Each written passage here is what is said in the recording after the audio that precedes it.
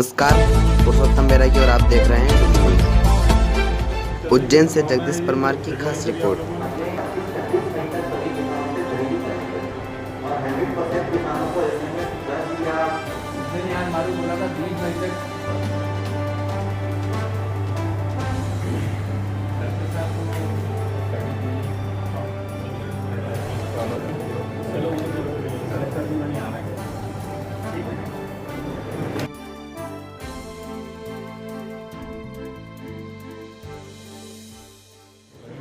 का कार्य किया जाएगा। अभी आपने बताया कि आप मीटिंग में देखिए, निश्चित रूप से जो कोरोना का संक्रमण है, उज्जैन जो संवेदनशील क्षेत्र हैं प्रदेश के उसमें से शामिल है और यहाँ की जो भी काम चल रहे हैं उनका एक तरीके से मेरे द्वारा जानकारी ली गई है।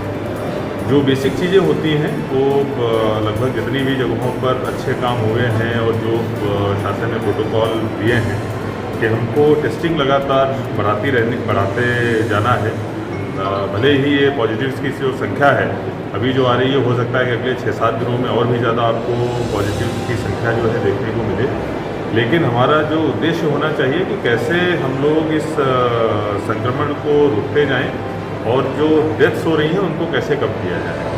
तो डेथ्स को कम करने का केवल और केवल एक यही तरीका है कि हम लोग जितनी ज़्यादा टेस्टिंग करेंगे, जितने ज़्यादा पॉजिटिव लोगों को पहले से ही आइडेंटिफाई करेंगे, आइसोलेट करेंगे और उनका ट्रीटमेंट करेंगे, तो उससे ट्रीटमेंट से जो ठीक होने की दर है वो भी ज़्यादा रहेगी। और उस बीच में वो अगर किसी दूसरे को संक्रमित कर सकते थे तो उस चेन को ब्रेक करने में भी हम लोगों को मदद मिलेगी। तो टेस्टिंग पे विशेष जोर दिया जाएगा।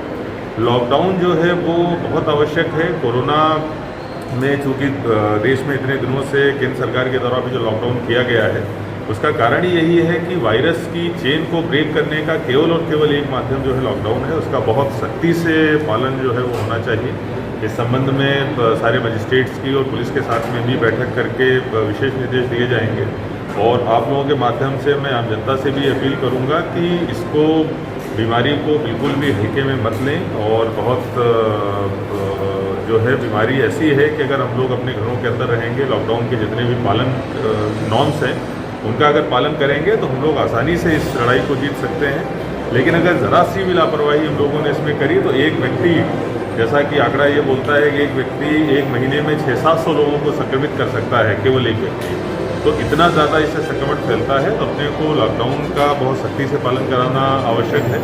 भले ही थोड़ी बहुत असुविधाएं होंगी इसमें नागरिकों को, निश्चित रूप से कहीं सब्जी ना मिलने की, कहीं से फल ना मिलने की शिकायतें आएंगी, लेकिन मुझे लगता है कि इस संक्रमण से बचाव के लिए अगर थोड़ी बहुत असुविधाएं, वैसे तो काफ़ी शहर के लोगों ने सपोर्ट किया है, काफ़ी दिनों से लॉकडाउन है, लेकिन अगर 10-15 दिन हम लोग और ज़्यादा थोड़ी असुविधा अगर झेल लेते हैं तो मुझे लगता है कि बहुत अच्छे परिणाम हम लोगों को मिलेंगे। इसके लिए मैं सभी जनता से सहयोग भी चाहूँगा।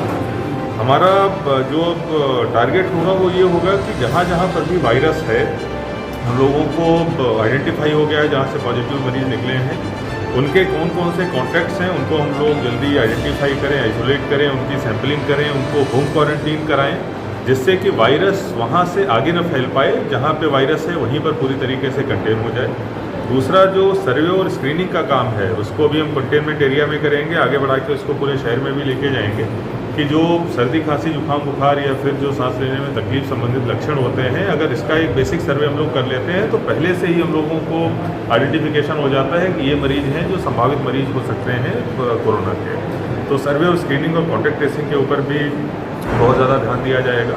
तो कुल मिला के एक ऐसा मॉडल हम लोग तैयार करने की कोशिश करेंगे, एक अच्छा लॉकडाउन हो जिससे कि वायरस की चेन को ब्रेक कर सकें, सर्वे और कॉन्टैक्ट ट्रेसिंग के माध्यम से वायरस की चेन को हम लोग ब्रेक कर सकें। और अस्पतालों के मैनेजमेंट पे विशेष फोकस रहेगा। अभी सबसे पहले मेरे द्वारा आर्टिकर्टी जो हॉस्पिटल है, मेडिकल कॉलेज है, सबसे पहले मेरे द्वारा उसका निरीक्षण किया जाएगा। वहाँ पे जो भी चीज़ें हैं उनको दुरुस्त करने का हम लोग प्रयास करेंगे। और हम लोग कोशिश करेंगे कि कुछ, चूँकि भविष्य में हम लोग जो सैंपल्स की संख्या है उसको बढ़ाएंगे और उसको बढ़ाने के कारण हो सकता है पॉजिटिव मरीज हमारे ज़्यादा निकले, जैसी अभी स्थिति हो रही है। तो कुछ वैकल्पिक स्थान भी, चाहे हमारा ट्रॉमा सेंटर हो, उसको हम लोग चालू कराने की कोशिश आज करेंगे। अरविंदो हॉस्पिटल से हमारी बातचीत चल रही है, अरविंदो हॉस्पिटल में भी कुछ बेड्स हम लोग उज्जैन के लिए आरक्षित कराएंगे। तो मेडिकल ट्रीटमेंट भी एक बहुत बड़ा पक्ष है जिस पर लगातार हम लोग काम करेंगे। और जितने भी दूसरे हॉस्पिटल्स हैं और जो डॉक्टर्स हैं, उनकी सबकी भी एक